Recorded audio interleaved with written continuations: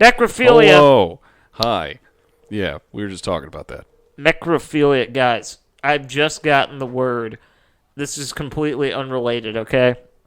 For Christmas this year, we'll be doing a potato bar. That is dinner, and I'm very excited about that. Just like a bunch of accoutrements for potatoes? Yeah, all kind of potatoes, all the fixins. It's like an ice cream bar, but it's a potato. Wow. Anyways, we are starting a cult. Starting a cult. Yeah, let's grant up. Jake and Mitch is here. That is true. We're here, we're present, we're accounted for, and we're doing another episode. Luckily, it is not about a fucking creepy, sex-crazed magician who likes to funnel down fecal matter as if it is pot brownies. Dude, we got to stop bringing him up, man. We're just going to keep him in our minds. It's hard not to. This dude has burrowed himself into my skull. Anywho, I got a quick question to pose for the fans out there. What do you need? Okay. We asked this before about drugs, all right? And you can keep this completely anonymous. You can make a fake email if you need to and let us know. Or like a fake account and comment and let us know. Startacult@gmail.com. Mitch, we were talking about necrophilia and just how strange it is. Is anybody out there listening to this an actual necrophiliac? I feel like even if they made a separate account, they would not be willing to volunteer that info. Well, let us know. Who knows? I mean, yeah, I don't know any necrophiles as far as I know. I was going to say, we actually might, because you never know. Like, you know what I mean? They might not just advertise that info out there. No, it is true. But I'm sure there's some out there. You know what happens. I don't know how common it is. And I want to know what the fuck's wrong with you. So let me know. Send us a message. Anywho. We're not going to be talking about that today. We might, it might come up. We'll see what happens. It already has. Yeah, anything's possible. I don't know what kind of day we're thinking of having, but we'll see. We are going to be talking about some more cryptids today. Just a little hodgepodge, a bunch of them.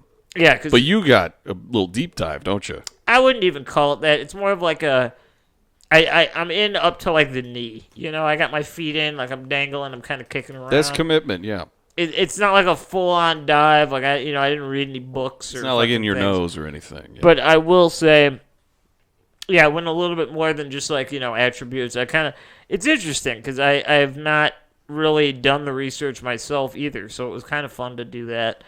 But today we're going to be having a good old conversation about weird, possibly not real, possibly real animals or creatures that may or may not exist. There you go. How about that? That'll be today.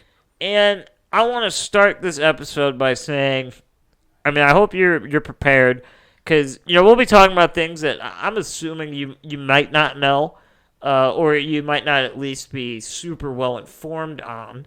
But just be ready, because I'm sure it'll circle back to Bigfoot at some point. Oh, it has to. He's the ultimate cryptid. It typically does. Yeah, he is the Michael Jordan of cryptids. He truly is the most well-known that's ever existed. Let's say Mothman is like Scottie Pippen, wouldn't you say?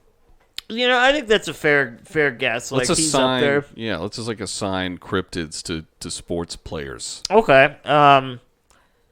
What's his name? I'm trying to think. Oh my God, what was the name of that fucking the bat rapist? Oh, Popobawa. Yeah, dude, the Popobawa is Ben Roethlisberger. Yeah. Yeah, he raped. Yeah, and he's still playing in the league. That's crazy. Yeah, if you can get away with it, he's care. on my fantasy team. I mean, he's fucking up. He's as long as you're rich enough and you can hide it enough, people don't care. But that's like with the Popobawa. That's a whole other conversation. That's a whole other day. Yeah. But I got a little bit of I hesitate to call it a deep dive, because it's not quite, but it's it's going to give you some info. Well, do you have other ones to talk about too? Because I have 4 or 5. Yeah, I have a couple, just more so in name than anything. Yeah. And kind of a brief description of you guys believe this? That's exactly what I have, yeah. But yeah, so why don't you start? Start us off with something hot. All right, something hot, you say. Yeah, something hot. And we got the magician's monster. Okay. All right, he's a mythological cryptid purported to be living in the forest around Castle Frankenstein. How about that? Oh. It's outside of Darmstadt, Germany. Ooh, okay. I don't know what he does. Yeah, apparently the physical description of the monster, they're sparse throughout history, but like his counterpart in various body parts, like his counterpart in Shelley's novel, right? Frankenstein. He's said to have been stitched together from various body parts and brought to life with a lightning bolt. Really? So very similar to Frankenstein. Apparently it's an actual thing. Like it's an actual cryptid. Really? Not just a story. Yeah. Okay, so it's like monster. a real thing. Yeah. I like that.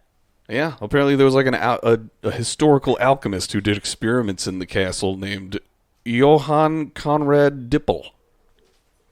Johann Conrad Dippel, you say? Yeah. Dippel. Oh. PP. PP, you say? PP, I say, and I'll say it again. Wait, say it again. PR5. Say it again. PP? PP. Okay. I think it's PP. I like that. That's intriguing. Yeah, according to the stories, a magician was supposed to have lived in the castle and used parts of a corpse from the cemetery in the valley to create a monster, which he put in the castle prison. Okay. And then one day in November, the monster broke out of the prison, killed its creator, and fled into the forest where it lives to this day. He lives alone, enemy of all people. Oh, of course. Yeah, he's a loner. He's a lone wolf, McQuaid. He's out in the woods. Yeah. Scavenging for berries and other meats, perhaps. I don't know. Yeah, because of his loneliness, the monster grabs little children who wander in alone to the forest and drags them back to his hideaway.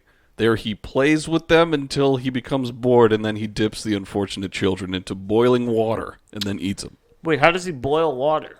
He stuff. Maybe he got acquainted with fire. Maybe it's not much like the movie or the book. Because doesn't he hate fire, Frankenstein? Yeah, Frankenstein despises fire. He so hates it. He's just like, what is that, Jason? Wait, no.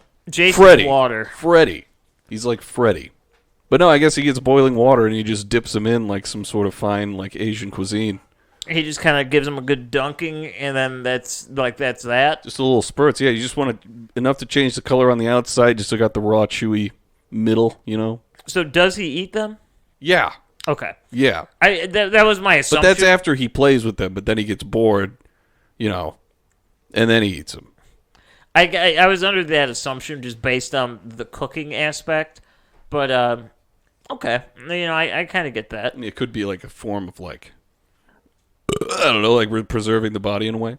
Okay, can you describe him one more time for me? I want to picture this in my mind's eye. It's literally just Frankenstein, dude. It's just he fucking is a monster made of stitched together parts from a cemetery nearby, and he became alive from a lightning bolt. Wow. It is Frankenstein, but it's apparently, I don't know if apparently it like predates Mary Shelley's story, and as the magician's monster. Hey, perhaps that's where she got the idea. Perhaps. I would hope so. If not, that is just an insane coincidence. She's like, "Wouldn't this be a great idea?" And then like, "Oh fuck, this! Wow, what are the odds?" Just imagine Mary Shelley at like a fucking like a party, and they just like tell her this crazy story. She's like, "Wow, that's insane." I had this idea, and then she just tells the same story right back to him. Yeah, they're like, "Yeah, that's what I just said." What I just said. She's like, "No, you wouldn't understand." No, but this is a book. Then she becomes immortal in the world of literature. Yeah, good for her, man. I guess. Good for her, man. Magician's monster. How about that? I kind of like that. It's a fun name too because it's just like a myth. It's almost mythical. Yeah, it's like it's humanoid, the magician's undead. Monster. I wonder. I mean, yeah, that definitely falls into the category, but like, it's human. Like in a sense, humanoid. It's human. So is a zombie, if they were real, is a zombie a cryptid? Yeah, they got those down in Florida, bath salts. Well, yeah, that was just like a crazy cannibal monster, man. Navi hates bath salts. He doesn't, dude. He gets really upset when you talk about drugs or any form of zombie. He's jumping on your chair. Yeah, he's real amped up right now. I don't know what his amped beef about is. the Frankenstein. Here, come here. He shares my love of ears. cryptozoology. No, that's my laptop. Get your paw off there. If I could ever have an actual career in cryptozoology, I would take it in a heartbeat. You probably can. I mean, you'd probably have to bring like a flank steak of like Bigfoot's tit or something. I don't know. Oh yeah. Well, at that point, where does the flank steak come from? On the body. Do we know this? Are you a butcher? I don't. If I had to make butcher? a guess, it'd probably be somewhere in I don't know. I don't even have a guess. Who was that guy who was like the cannibal who lied about it? And he was like the best part is the breast meat on like a human. Oh yeah, It was that guy. We covered him. I completely Alfred forgot. Packer? Yeah, Alfred Packer. Alfred. Or yeah, Alfred. Alfred sorry. Packer. He's not Alfred. Yeah, he loved the breasts, but not in the way that people normally do. Who doesn't do? Yeah, I know. Who doesn't like a good fucking nice hunk of breast meat? I look at mine every day. But yeah, so that's the magician's monster. I got a quick little bite here for us. This one, bear with me. I'm not sure how you would pronounce this, okay? The Minhokoa. The Minhokoa? Minicoa. The Minhokoa. Sounds like a type of, like a Chevy. Ooh, take a You guess know, it at sounds like a Chevrolet. take a guess at what kind of cryptid this is, because I'll tell you what, there's two answers, and I'll accept two different Is it a responses. goblin and a fairy? No. What is it? It's a fish or a worm. Did someone like see an eel one day and like cryptid? So it's a Brazilian folklore story that dates back hundreds of years to the 19th century. Because it's not entirely like hundreds, but you know, it's there. We can count that. There is 100 in there. So the French naturalist Augustin Saint Hilaire described it in December of 1846. So we're in the right month. You know, it's the perfect time. Wow, this is so scary. So he described that he saw this in Padre Aranda and the Faya Lakes. And these creatures were known to drag horses and other cattle off the shore and into the water. That's what they would eat. My God, it's like Lake Baikal. Yeah. And he got the name from the Minhoca, which is Portuguese for the word earthworm, right? All right, okay, I'm learning stuff. So the things that they describe, it's very, very long. Okay, we're talking 20, possibly upwards of even 80 meters long. Oh, you're talking Minoka. Yeah, you're talking some length there.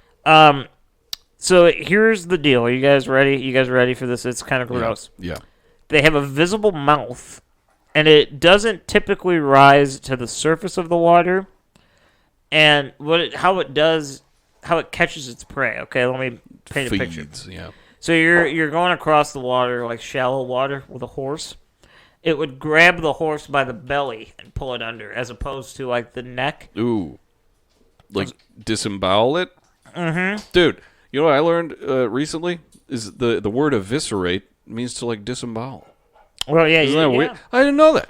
Evisceration. Isn't life just hilarious? You just learn stuff. You do pick up on things quite often. Yeah, so this thing is eviscerating horses. Oh, it is. So this fucking guy, it's been pretty much decided. I mean, obviously it's a cryptid, so there's no tangible evidence of it existing. But it's been decided that it would be more of a fish. It looks like an earthworm in that sense. It's long and kind of juicy, I guess, if you will. It's a fish. It's a fish. It's not an earthworm. It's a fish, but it looks similar to that of a fish. So anyway, in 1878, the German naturalist Dr. Fritz Muller, he summarized the accounts by a lot of these residents that were like local to the area, and turns out that there's a lot of weird shit going on, right? Other people were claiming that not only was this happening, that cattle were being disemboweled and taken, but they were also seeing 50-foot earthworms that were just huge. They were just enormous. Like, they were insanity personified. Like, where's the girth level? Because I'm picturing like a 50-foot earthworm, but it's just still the same girth, like a pencil. No, a couple yards like wide. Wow, so it's like the Alaskan bullworm. And believe it or not, they were covered in bones. Like, they weren't slimy. Oh my God! Like as it's like that naturally, or like it's wearing the bones of its prey, or it has like an armor. It's dressing up. They don't say entirely, but it's fucked up. You don't want to see it. I promise you. So I kind of want to see it. They said that it was responsible for uprooting trees and leaving enormously deep trenches, and then they obviously prefer to live in more damp conditions. Okay. Yeah. the lack of sightings was actually explained by the Minhoka, and they were having what they call retiring habits. That What? means, they didn't like to be spotted. They'd hide. They Oh. didn't want to be around people. I thought that meant like they start going golfing a lot and like early bird specials and stuff. Mm-hmm. Yeah, that too. Yeah, no, they Right. love a good early bird special. Yeah, 4:30. 4:30 dinner. 4:30. A claim that came earlier than this said that the creature had a snout like a pig. Some even cute. said that it had horns, 2 horns, like goat horns. Yeah, I'm picturing like how I would draw this, and it's adorable. So pretty much what they've decided is that they think it could be like a sighting of an extremely large lungfish.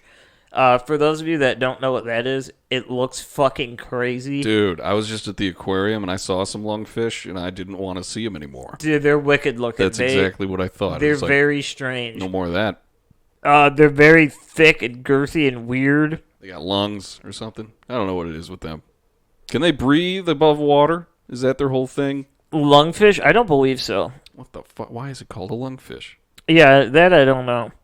But it's never been confirmed that the Minhokoa truly exists. All that we know is that there's been sightings up from the 1800s, and it's not as prevalent today, but it's still part of the folklore over there in Brazil. Wow. So how about that? Giant love that. earthworm. Giant earthworm. You got a lot of giant, like, tubage over there.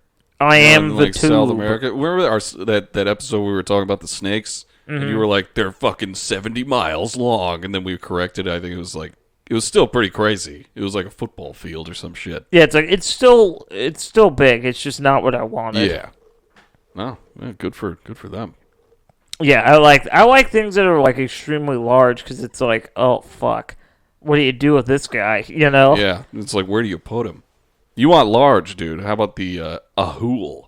The ahul. The ahul or the athal.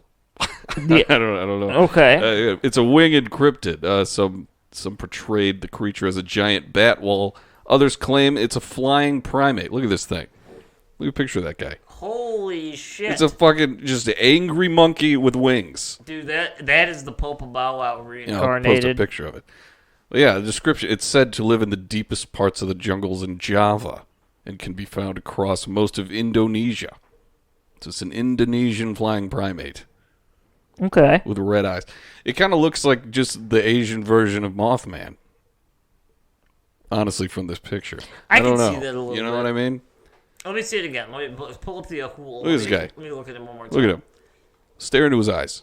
I like that guy in the background's like trying to fight him. He's like, oh God, Someone Yeah. has to do something about this giant this is a beast. problem we have to solve. No, that is a fucked up problem. No, it is. Apparently, subspecies can be found on nearby islands of, the nearby island of New Guinea in the form of the ropen, Ooh, the an ropen. assumed cousin of the ahul.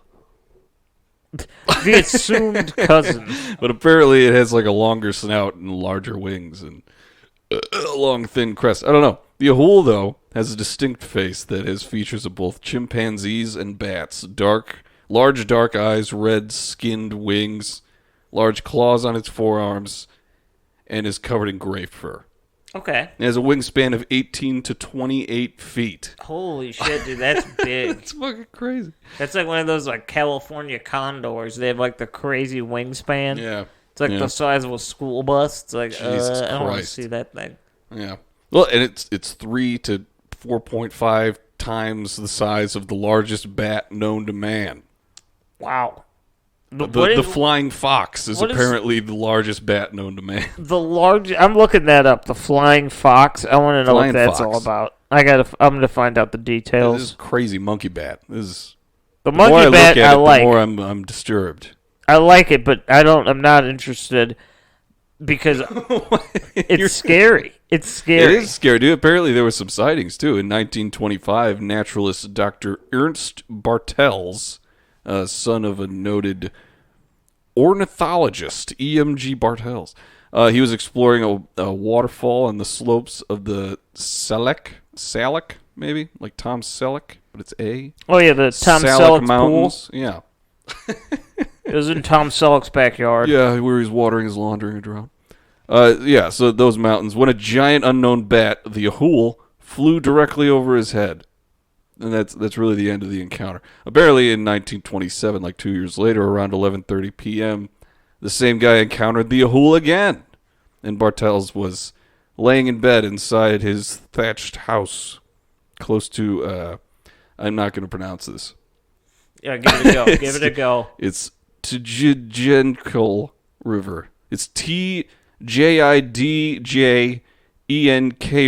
River. It's in Western Java. It's in Indonesia. Oh, yeah, it's one of those impossible to pronounce things. He was listening to the sounds of the jungle. All right, so Bartels suddenly heard a very different sound coming from almost directly over his hut. Apparently, it was loud and clear cry, like to utter Ahul. So that's where it gets his name.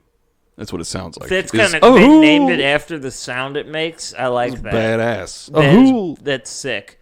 They don't even have a better way to describe it. They're like, it said its name. You know, like that was who it was. Dude, this guy's fucking awesome.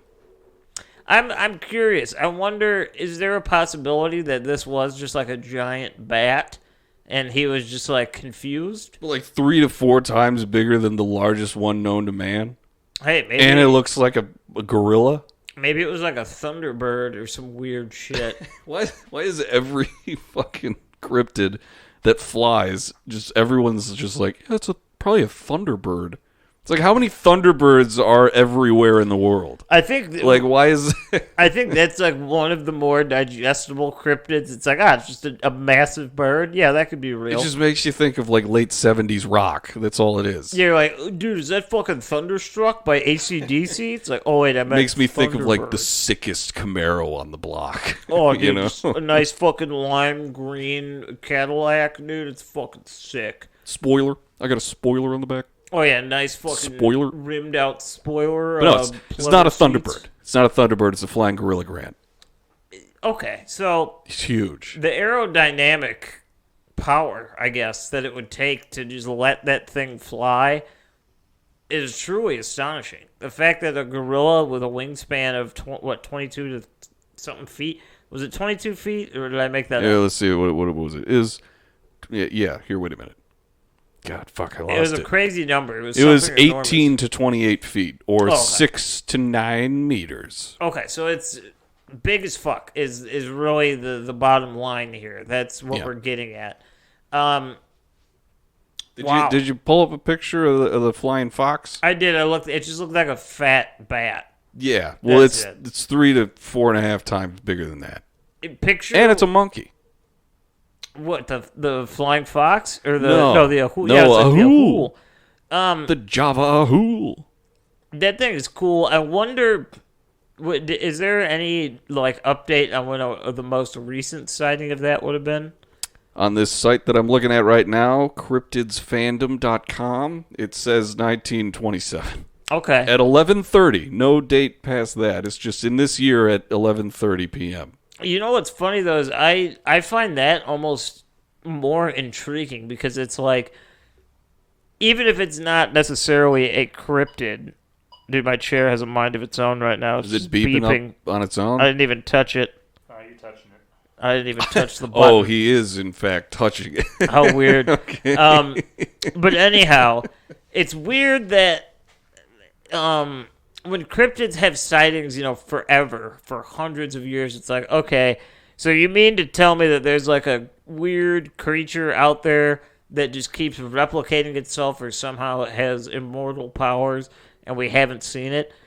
But with something like the Ahul, it makes you think, because it's like, it's just a weird, like a one-off, Maybe it's like a mutated fucking monster. Maybe. Or, I don't know. I really don't know. Maybe it's some weird cross species that was like made in a lab somewhere.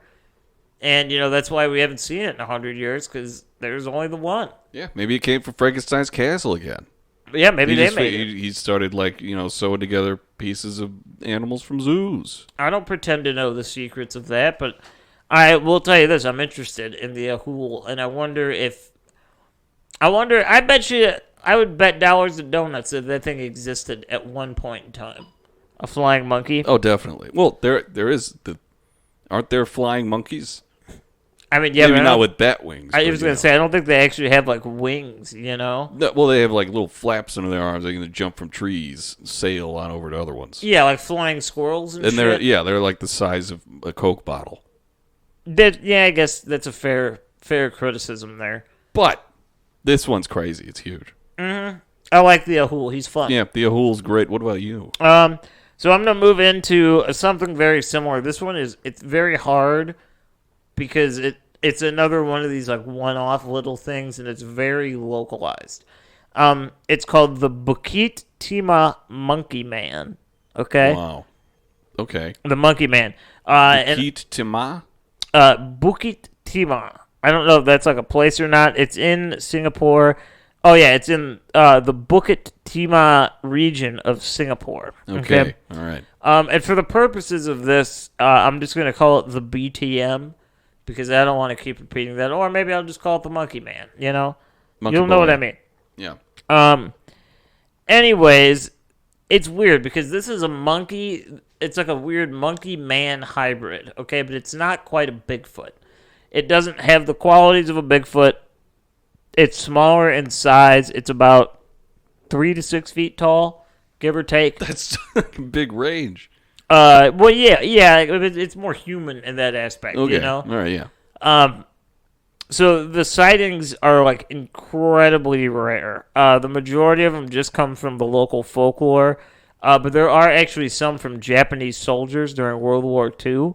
Oh, shit. And, obviously, yeah, like, they have, like, local residents of the area that on very, very, very rare occasions had seen it, but that was about it. The first sighting appeared in 1805, and the most recent was a little bit over a decade ago in 2007. Damn. Basic description we got here. It's a hominid-like, grayish in color, mixed between a monkey and a man that stands at about 3 to 6 feet tall, and it walks on 2 legs. Every sighting has taken place in the Bukit Timah region, okay? Which I find interesting because it's never ventured past that. There's nowhere else that it's spotted, and it's not. It doesn't move. It doesn't travel. Yeah, and okay? it's been like over 200 years. In 2007, multiple sightings were reported in the Singapore tabloid entitled The New Paper. The New Paper. New Paper on the block. In 2008, the Chinese language paper, the Xinmin Daily News, also reported the BTM. So how about that? Interestingly enough, it's making its rounds. It's relevant. Now, what you might be asking, is this just a monkey? Is it just a monkey? That's kind of what I was thinking, but I'm waiting for you to convince me. They've taken it into account. There is a monkey local to the Bukit Timah Nature Reserve, and that is called the crab-eating macaque, or what? Crab-eating macaque. Don't you hate when that happens? Macaque. Crab-eating macaque. Yeah. So they run into these cock eaters on occasions, okay? Mitch is dying right now. They share, listen to this, okay? They share the same color, right? They got that gray little hue on them. The crab-eating macaques. But they're way smaller. They're only 38 to 55 centimeters max. The BTM is 1 to 2 meters. So how do you think about that? With just the height differential there, it's hard to fuck that up. No, it is. And the difference here is the eaten macaque monkey, he has a monkey face. He's a monkey. Yeah. The Eating BTM crabs. has a more humanoid face, like very distinctive human features that, monkeys don't have. He's got like a cleft chin and like he cut himself shaving. Yeah, he's a That monkey. kind of He's thing. not a monkey. He's a man. He's a Yeah. monkey man. But what I find interesting about the BTM is that the sightings are so rare and they're so like localized that it's kind of hard to deny that. Obviously, yes, it's folklore. It falls into the cryptid category, but It is like a weirdly specific thing to like maintain for 200 years. Yeah. In this one place. It's like there could be stories about it, but it's like it's weird. And I like it. The thing that I find the most interesting about the BTM, the Monkey Man, is that there's two different camps of believers. Okay, I guess what you'd call the more rationally realistic side. They think it's a crab-eating macaque. Well, they think that it might be a cock grabber that looks human and might be a little bit large, and it's just a population of monkey that shares this weird similarity in look. But the more folklore version of this tale says that it's one singular monkey man, and he's immortal, and he has been there forever. Who does that sound like? I'm not even gonna try to say it again. I've said it enough. The bucket, whatever the fuck, Bucky. I don't fucking know. I was thinking Bigfoot. Well, yeah, but it's a small Bigfoot that isn't. He doesn't have like the girth of a Bigfoot. Yeah, he's like settled down in this Indonesian town. Yeah, it's a monkey that lives in one local area in like this forest preserve area, and he just is. He doesn't like fuck with people. He's just present, Yeah, I don't know why I like imagine him walking around like a city street with like a satchel, but like the satchel's all he has. He's just fur and I don't know. It's the monkey man part. You're like he's got business to do. Yeah, he's like I'm going on errands. Yeah. So that's the BTM. I love the BTM. How about that? It's the BTM. Yeah. You want to hear about the Abawakyu? The Abawakyu. The Abawakyu. Maybe. I don't know how it's pronounced. But it's a creature from Malay mythology. It's the beast that lives in the steps of the Tower of Victory, found in Chittor, India. Ooh. A lot of Asian countries today. Okay. It's from the top of which one can see the loveliest landscape in the world, apparently. So It's like guarding this view. I guess it's cause. When it waits, it lies shapeless and translucent, but when someone passes, it awakes. All right? Mm-hmm. And when a man starts, climbing, it follows close behind it, and as it goes further, it's clearer and more colorful, right? Giving off a blue light as it ascends. Okay. And when the climber reaches the top with the creature, the Aboakyu reaches perfection and achieves nirvana. What? What? And his acts don't cast any shadow.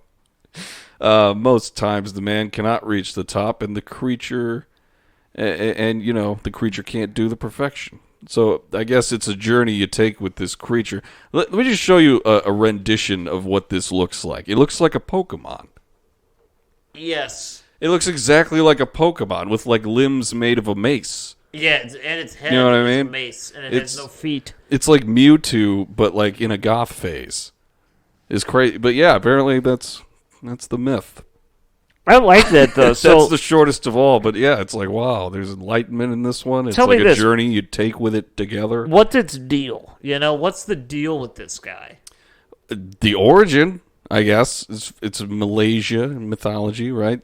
In one version, the tower was an inter-home gateway by gods, and the Abawakyu was he was just chilling there. Okay. Those gods that were caught in his home when they apparently he was like a gatekeeper for the gods too. All right, and when they were caught in the home, the gateway was closed. So he was kind of like the gatekeeper of the gods and humanity. Okay, because it was caught in the world. And he needed to be able to cross over into his own home, and it has become attached and dependent on human behavior, beliefs, and karma. It believes in karma, you say? I guess so. He's a gatekeeper for the gods, and now he's like, I love humans. I love you guys. So I'm going to chill here and just ascend these stairs with him. Okay, cool. I mean, if I saw that thing, I would be out. Like, wherever I'm at, I'm leaving. I'm not coming back, and I never want to see it again. I don't know, man. But people, follow. The myth follows, that people would make a pilgrimage to this place. He's like a holy figure. But all you really see is the top of this tower and a beautiful view. The most beautiful view in the world, apparently. The view of the gods. Well, yeah, I mean, I guess you can't get much better than the view of the gods, just by bland, general acknowledgement of that term. It's perfect. Yeah. It's the view of the gods. Apparently he's supposed to be some sort of like bodhisattva figure and like you reach nirvana with him. But apparently a common problem is that every human on earth has sinned. And I thought that was more of like a Christian thing, but apparently it's in this too. And is therefore not pure and has not reached the Aboa-Q state enlightenment. Therefore, the Aboa-Q cannot attain its own perfection and reach the top of the tower. So maybe it's just, I don't know, man. They're saying you can make it, they're saying you can't. Now it's saying that everyone's dirty and sinful, and the Aboa-Q can't even reach enlightenment, but that's his whole deal. Meanwhile, he's gatekeeping the gods, and he loves our culture. It sounds like it's just this weird philosophical being. Yeah, and he looks like a Pokemon. Like, he's not, I don't even really know what to expect. Like, I don't think he's real, but I don't think he's fake. Yeah. He's an image, he's a tulpa, I guess, if you will. Yeah, I know? mean, yeah, we're talking about him. He's a weird... We're feeding the tulpa that is this goth Mewtwo. He's just an image of a mace that grew arms in a weird leg bubble, and he teaches you how to achieve nirvana. Yeah. Okay? And he's coming out of a pile of goo that's also him, but he's making a form, and then you don't make it to the stairs, he turns back into translucent goo. Kind of like Slimer from Ghostbusters, you know? Exactly like Slimer. That was his name, I think, right? Slimy boy? Yeah, the green maybe? guy. You know, Yeah. he's real fucking The one green. who's like, shh. Ah! Like he screams after saying shush. What? Which, never mind. I'm talking about the guy, he was eating all the food in the hotel, you know, the big fat big green tongue slob. man.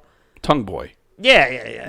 Yeah. He somehow became like the poster child for all the future Ghostbusters. Yeah. It was just like, there's got to be a fat green guy. Everyone that likes loved to him. Eat. Yeah. That was the American version of Aboa-Q. Aboa-Q. I like that. That's an interesting one because it's like a mythical creature monster almost, but it's somehow just elusive enough for us to claim it's a cryptid. Yeah. Well, I only have one more, and it's like a stupid one that's fun. So All right. you want to go now? No, you know what? Just lay it on us. So Jackalope. I got one more, and it'll talk for us. It's the jackalope. Everyone knows this. Oh, dude, Everyone knows the fucking jackalope. I always thought it was real because it was in that one Scooby-Doo movie where they're like, get the jackalope. And I was like, cool. I was like, wow. That's a cool thing. And then one day someone was like, those aren't real. I was like, are you sure? Dude, you can't go into a shop with like taxidermied animals without finding one of these. No, you can't. Yeah. It's impossible. They're everywhere. It's a mythical animal of North American folklore. I want it. It's also known as Lepus temperamentalus. Ooh, they even Temperamentalus. gave it like a scientific name. Yeah, right? It's so convincing. How lucky. It's described as a jackrabbit with antelope or pronghorn horns or deer antlers. Yes. And sometimes a pheasant's tail and often hind legs. The word jackalope is a portmanteau of jackrabbit and antelope. It's pretty self-explanatory. It's just a fucking rabbit with antlers. Yeah, pretty Isn't much. that fun? Explanations. It's possible that the tales of the jackalopes were inspired by sightings of rabbits infected with papillomavirus. Oh, papilloma. Okay. Yeah, where apparently they grow tumors that look like antlers. What? That seems like a So isn't that cop-out. like a super sad thing behind this kind of lighthearted knick-knack sort of thing you find at gas stations? I feel like that seems like such a cop-out. They're like, no, it's just a tumor. It's like, those are fucking antlers. No, it's papilloma. It's tumor. That doesn't... No, I don't buy that. Yeah. I don't... Apparently, it was talked about by, like, cowboys around the fire in, like, the early days of the Old West. Ooh, Like, they would be like, yeah, there's rabbits out there with antlers, and can you believe that? You're never going to believe this, Billy the like, Kid. wow. It's said that a jackalope may be caught by putting a flask of whiskey out at night. Are we sure a jackalope's not just like a homeless guy? Yeah, the jackalope will drink its fill of the whiskey, and its intoxication will make it easier to hunt. I mean, yeah, it's probably That's what it just says. gonna pass out. It's a fucking rabbit that Yeah. just drank whiskey. Yeah, whiskey's pretty heavy. A human will drink a flask full of whiskey and pass out. A fucking jackrabbit with horns is gonna do even more. Dude, I love that America just fucking like bought into this so hard because like there's places around the U.S. that still claim to this day that jackalope meat tastes similar to lobster. Oh, really? So they're just like buying in. They're in. Why lobster though? Like you can compare it to anything, but you compare it to like a crustacean. Not even like chicken. guess. You know, everything is like, oh, it tastes like chicken. You know. Dude, you know what? You know what's fun about them? They're badass. They're metal. They are said to be very dangerous, and that they breed during electrical storms, including hail. That's all. That's why no one ever sees them. Because, yeah, when you're in your house hunkering down because it's coming down, they're out there fucking and getting shit done. Yeah, that's where they thrive. Okay, I could Multiply even. buy that. Maybe. Okay, I don't know. Yeah, jackalope. That's the nice little fun thing. Yeah, the jackalope, you know, it is what it is. It's present. I didn't know about the occasional pheasant's tail. I also didn't know about the electrical storm sex. Me either, or the alcohol or anything. Yeah, that is fun. You know? I gotta say, that is fucking I did fun. learn more about jackalope. I thought I knew everything about jackalopes. Because really all I thought that there was to it was it's a rabbit with antlers. That's all. I Now just they thought have, it was they have that. such crazy lives outside of that. Oh, yeah. They like do. whiskey. They do like the drink. I can't say they don't. All right. Let's get into your maybe extended Yeah. sort of small description. This one, this one we'll talk about for a minute. I think this might be probably the most realistic cryptid that's ever existed. I feel like it's, obviously it could be blown out of proportion, but all in all, it seems to be the most viable, and that would be the chupacabra. Okay, Mickey Mantle of cryptids. and I cannot believe that it's not something we've discussed previously. I'm sure it's been brought up in a past episode, like in passing, but we've never actually talked about the chupacabra. Yeah, I mean, we were talking about it earlier today. Like, we've both kind of just been under the assumption, like, oh, it's like a wild dog. Like, what could there be to it? Yeah. But apparently you found some stuff. So, not even necessarily. I'm going to talk about the basics, and I didn't know this. The first actual sighting that was reported and openly discussed was in 1995.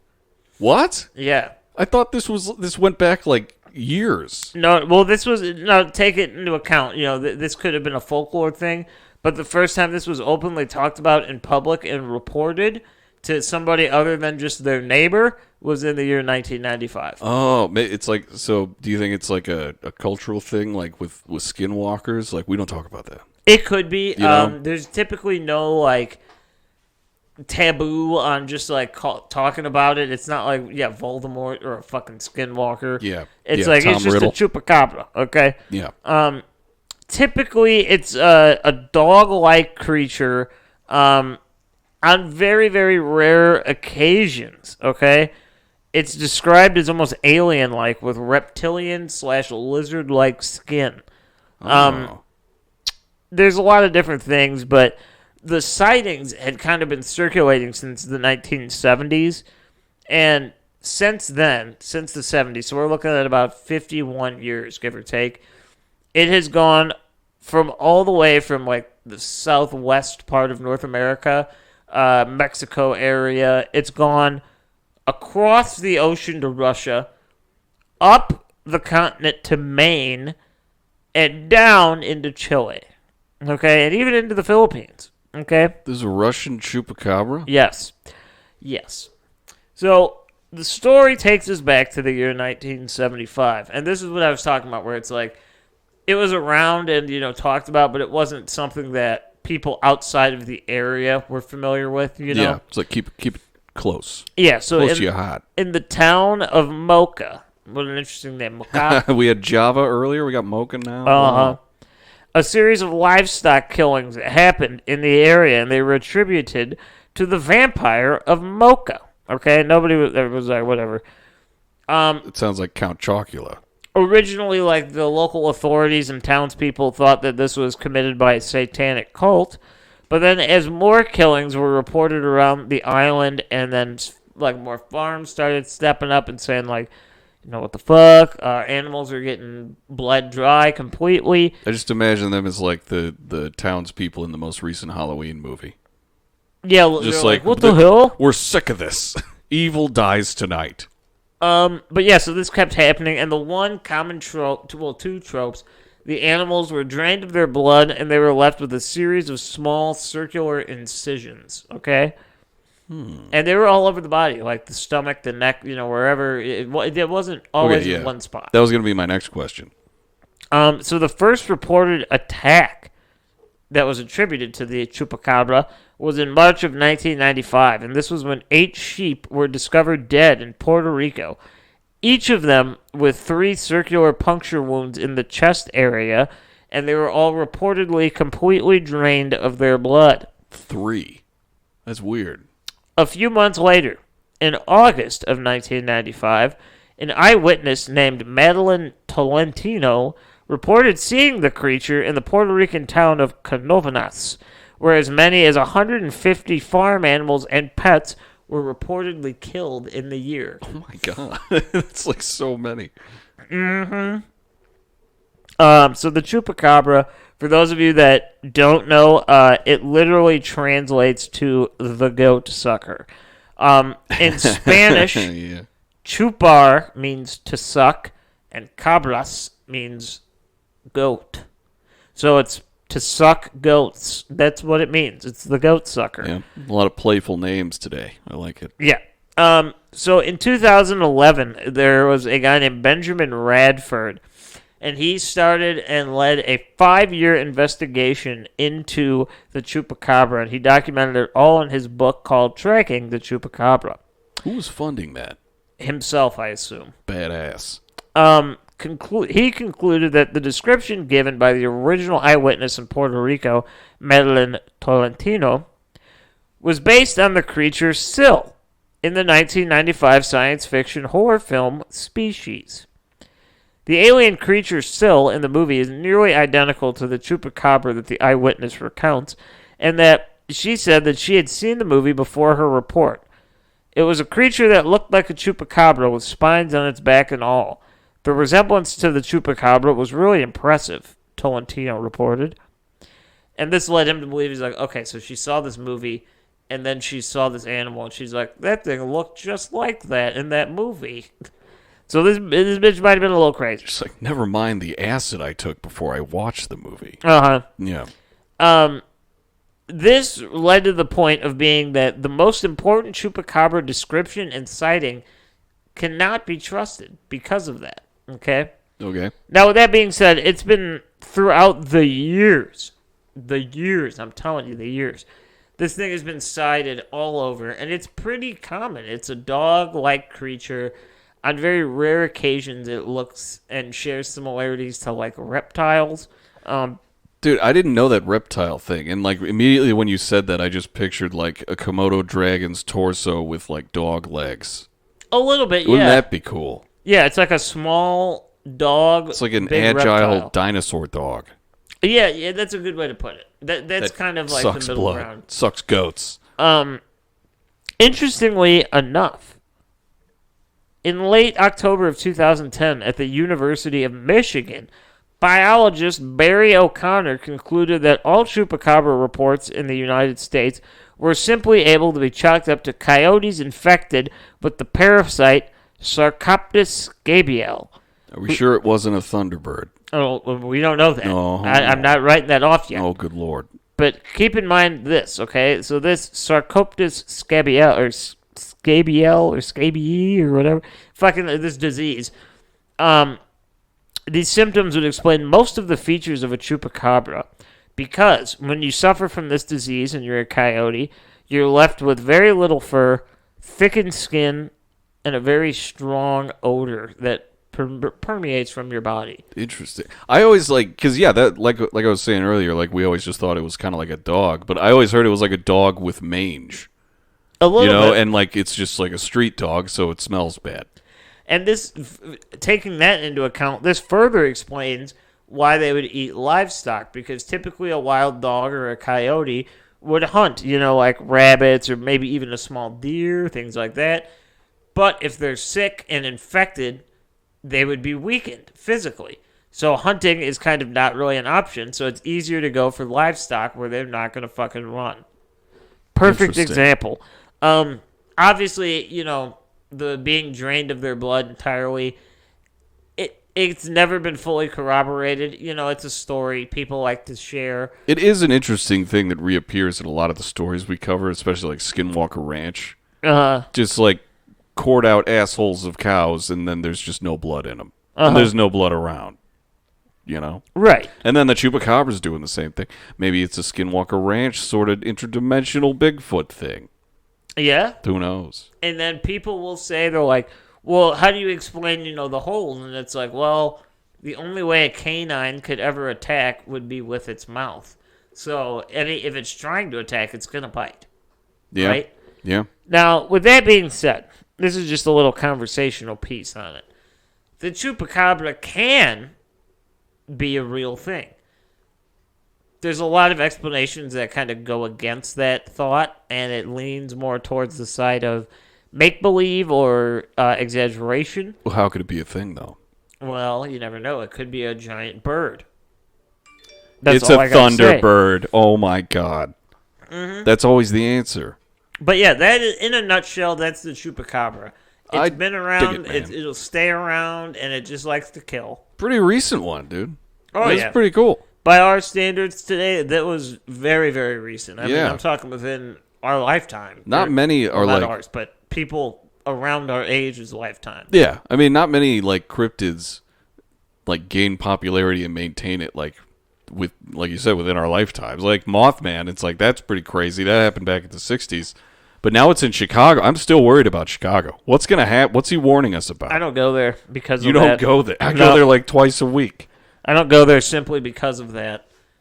Mothman has beef with that city, and I don't want to be involved in that. Mostly the airport, it seems. Don't fly. I'm not getting in the crosshairs of that fucking fight. Oh, yeah. I'm going to lose. Well, maybe. But, yeah, it is interesting, dude. I did not know that the Chupacabra, like, gained notoriety in the 90s. Yeah. It's like a year before I was born. It's a relatively recent development in the world of cryptids. I mean, a lot of this shit, it's hundreds of years old. And not saying that the Chupacabra isn't, but it's really kind of become prominent within the last 30 years or so. It's in the limelight. But yeah, so that's our episode on cryptids. Cryptozoology. What's Mitch saying? Mitch is super close to your face right now. You guys didn't talk about the giant turtle from Indiana. No. Giant turtle from Indiana, huh? I remember hearing something about that. I think I saw it on a YouTube video. What's it? It doesn't have a name. Like the size of a minivan. It's the beast of Busco. Oh, yeah.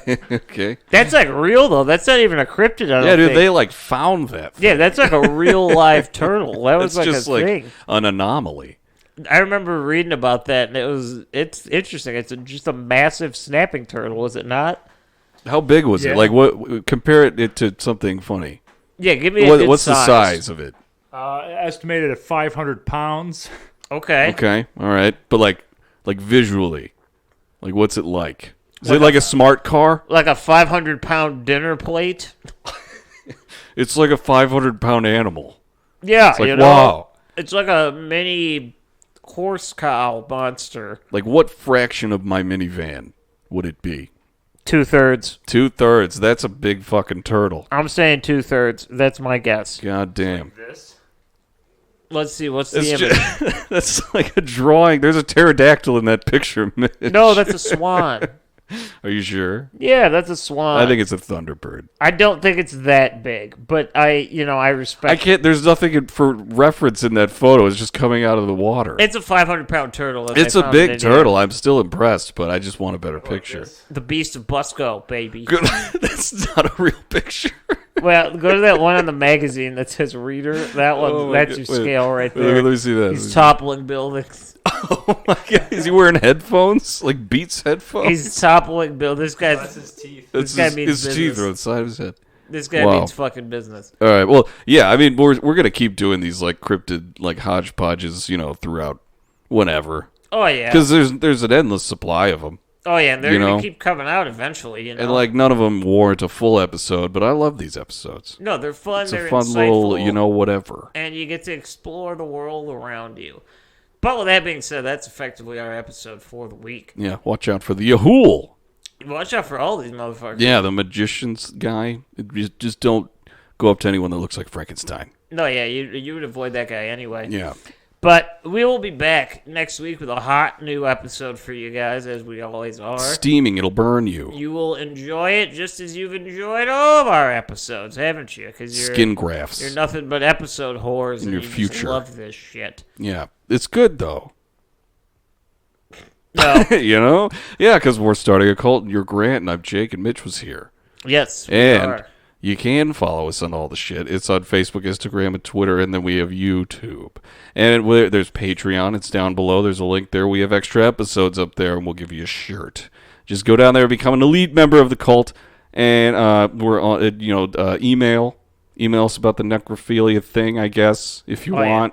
Yeah. Look us up. Maybe don't send pictures, but like No, maybe. please. Yeah. For the love of God, But, please don't do that. You guys have opened a can of worms. Yeah, we already asked for OJ to come into our house. We're not asking for anything good, but give it to us. Yeah, hook Give us it up. to us, all right, and hook us up with a connection to OJ, because why not? That would be funny. OJ motherfucking Simpson. He did it, and he's free. Yeah. Yeah. Yeah. But he's not a cryptid. Hey. He's real-life horror. If he really did it, why was he acquitted? Well, you got me there. Because the glove didn't fit. You got me there, Because Mitch. they fucking froze it, and it shrunk. Nah, he's innocent. Hey, Mitch has proved me all of my thoughts wrong. He's innocent. Yeah. He didn't do it. He's as innocent as He didn't do Casey it. Anthony. He didn't do it. Yeah. Now he's just golfing and making hilarious videos on the Twitter. Yeah, he is a good internet presence to have. I would be sad if he was in jail. He's the fucking true crime Yeah, version all of I- the Mitch. All I know is if he talks shit about you, you have fucked up. Yeah, if he doesn't Yeah. like you, it's like, man, a murderer is talking shit about you, man. Yeah. He's the true crime version of something. I forgot. Mitch, fuck you. Interrupted me. That's okay. He's something. What is it? You know, We'll never know. a turkey man. Turkey Man. There we We go. will talk to you guys next week. I love you all very much, and enjoy yourselves. It's true. Oh, it was the now watch this drive video. What? Yeah, George Bush, motherfucker. Come on. Oh, okay. Now watch okay. this drive. Now watch this drive. Anyway, so that was the bad joke. All right. Bye. We'll see you next week.